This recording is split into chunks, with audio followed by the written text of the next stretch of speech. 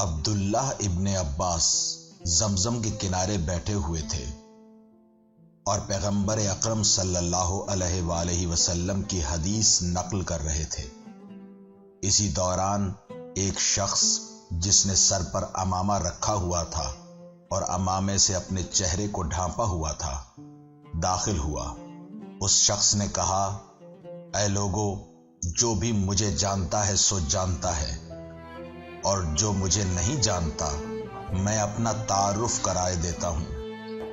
میں جندب بن جنادہ ابو ذر غفاری ہوں۔ میں نے اپنے ان دونوں کانوں سے رسول خدا صلی اللہ علیہ وآلہ وسلم سے سنا، اور اگر نہ سنا ہو تو میرے دونوں کان بہرے ہو جائیں، اور ان دونوں آنکھوں سے دیکھا، اگر نہ دیکھا ہو تو میری دونوں آنکھیں اندھی ہو جائیں۔ حضرت رسول خدا صلی اللہ علیہ وآلہ وسلم نے فرمایا، حضرت علی علیہ السلام صالحین کے رہبر اور کافروں کے قاتل ہیں۔ جو اس کی مدد کرے گا اس کی مدد ہوگی، جو ان کی مدد کرنے سے دریغ کرے گا وہ ہی پریشان ہوگا، اور جو اس کی ولایت کا منکر ہوگا وہ ملعون ہوگا۔ جان لیں، ایک دن میں نے ظہر کی نماز پیغمبر اکرم صلی اللہ علیہ وآلہ وسلم کے ساتھ ادا کی۔ ایک سائل مسجد میں داخل ہوا اور کچھ مانگا، لیکن کسی نے اس کو کوئی چیز نہ دی۔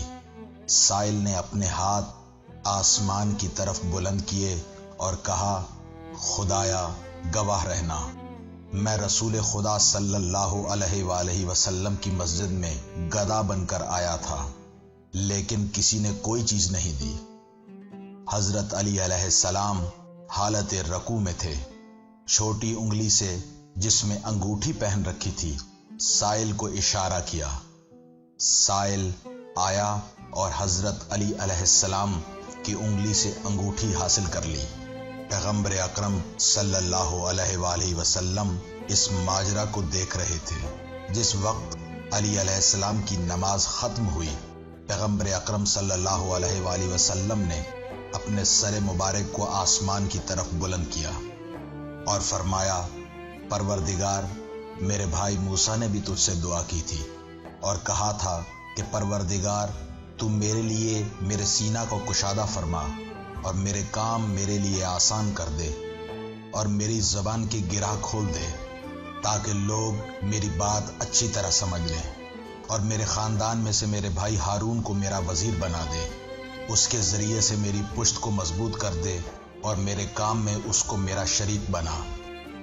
اور پروردگار تو نے بھی کلام نازل کر کر اس بات کا جواب دیا، اور جلد ہی موسیٰ کے بازو کو اس کے بھائی کے ذریعے مضبوط بنایا، اور فرمایا کہ تم دونوں کو اپنے معجزات کے ذریعے سے مسلط کریں گے۔ میرے پروردگار، میں بھی تیرا بھیجا ہوا پیغمبر ہوں، تو میرے لیے میرے سینہ کو کشادہ فرما اور میرے کام میرے لیے آسان کر دے، اور میرے خاندان میں سے میرے بھائی علی علیہ السلام کو میرا وزیر بنا دے، اس کے ذریعہ سے میری پشت مضبوط کر دے۔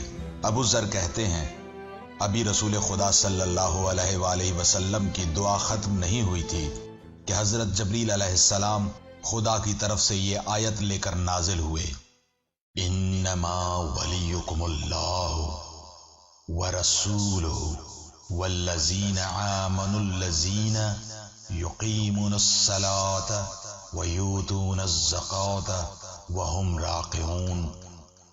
اے لوگو، تمہارا ولی و مولا اللہ ہے اور رسول ہے، اور وہ لوگ جو ایمان لائے اور صلاۃ کو قائم کرتے ہیں اور حالت رکوع میں زکوٰۃ دیتے ہیں۔